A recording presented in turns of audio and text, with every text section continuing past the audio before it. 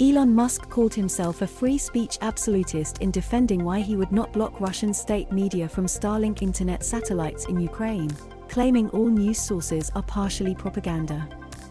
Musk, 50, sent a collection of antennas to Ukraine this week after their president voiced concern that Ukrainians could lose internet access if Russia continues to attack communications towers, as it did with the bombing of a Kyiv TV tower on Wednesday. However, the tech mogul said he would not block Russia's state media, like Russia Today, which laid off all its US staff on Friday because he's not sorry to be a free speech absolutist.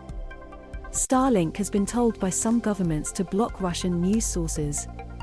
"We will not do so unless at gunpoint," he tweeted on Saturday. When a commenter questioned Musk's position and referred to Russian media as propaganda resources, the Tesla founder was undeterred, replying, "All news sources are partially propaganda, some more than others." Musk, 50, sent a collection of antennas to Ukraine this week after the Prime Minister voiced concern that Ukrainians could lose internet access.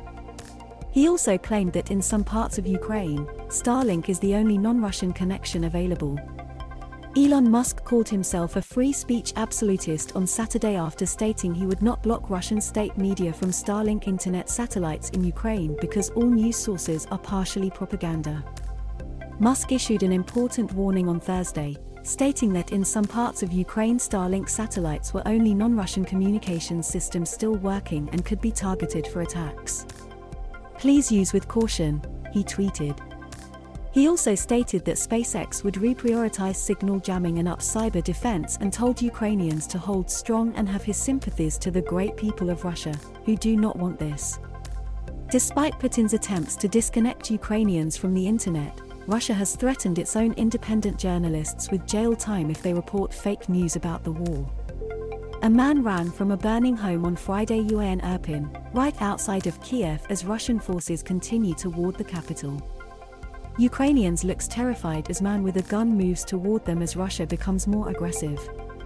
Russian leader Vladimir Putin has escalated his rhetoric in his confrontation with the West, saying that sanctions against Russia are tantamount to a declaration of war and threatening to treat any country that declares a no-fly zone over Ukraine as part of the conflict.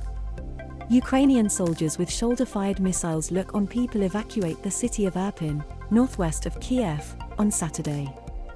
In the US, state-backed media outlet Russia Today laid off all of its staff, effectively shutting down amid backlash over the war in Ukraine.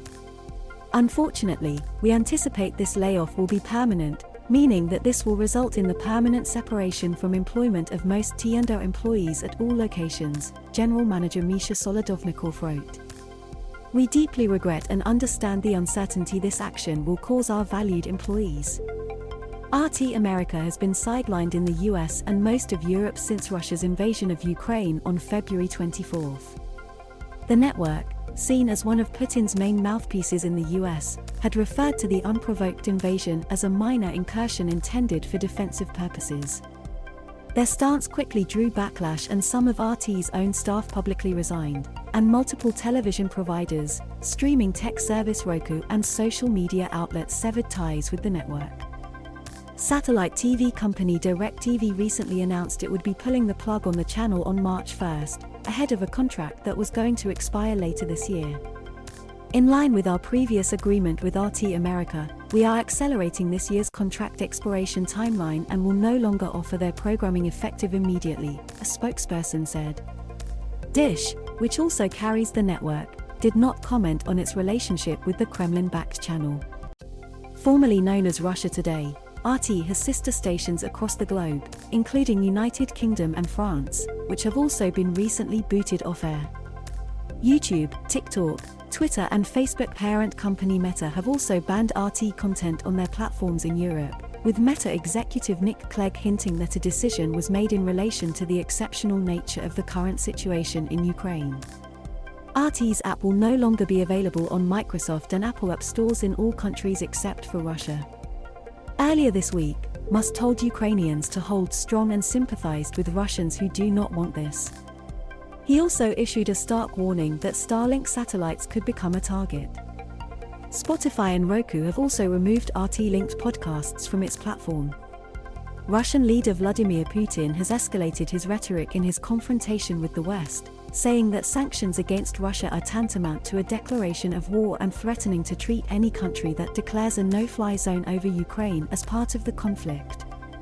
The threats came as Moscow's brutal assault on Ukraine saw a mass civilian evacuation from the city of Mariupol derailed when Russian forces ignored a promised humanitarian ceasefire and continued shelling the southern city.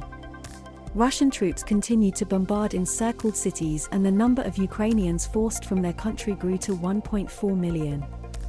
The UN says more than 350 civilians have been since Russia's invasion last week. On Saturday, Ukrainian President Volodymyr Zelensky repeated his plea for NATO to establish a no-fly zone in a meeting with the US Congress, but the idea faces strong bipartisan opposition in America, and NATO leaders have rejected it, pointing out that it would draw the alliance into direct military confrontations with nuclear-armed Russia. A no-fly zone could only be enforced by downed Russian aircraft, and Putin on Saturday made clear that he would view such a move as joining the conflict.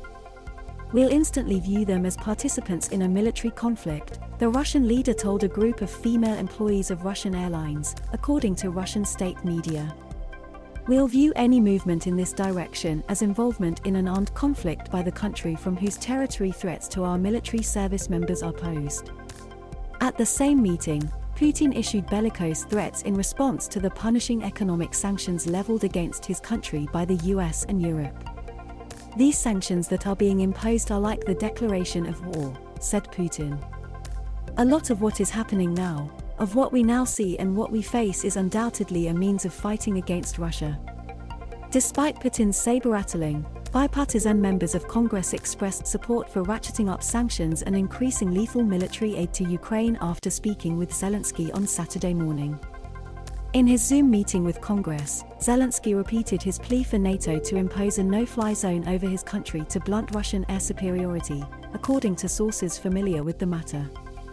However, the Biden administration and lawmakers from both parties have expressed strong opposition to the idea of a no-fly zone, because enforcing it would require downed Russian planes, drawing NATO into direct conflict with Russia.